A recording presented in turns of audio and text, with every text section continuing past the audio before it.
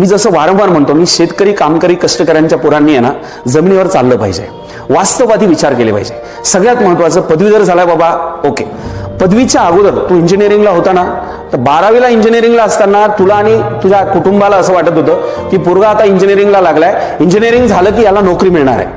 पण बाबा, तुझी ज्यावेळेला इंजिनिअरिंग संपली तेव्हा नोकरी मिळाली का?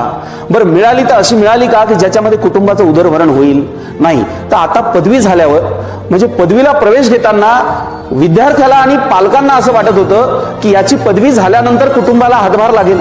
आता पदवी झाल्यानंतर तुला लक्षात येते की प्रायव्हेट सेक्टरमध्ये फार त्रास होतोय, तर मला कॉम्पिटिटिव्हची तयारी करायची. तर या पालकांची अशी मानसिकता असते की बाबा तू आम्हाला काही देत नाही तर ठीक आहे, पण कमीत कमी आता जास्त काही मागू तरी नको, कारण मागच्यांचं शिक्षण करायचंय, घरच्या प्रायोरिटीज आहे वगैरे वगैरे.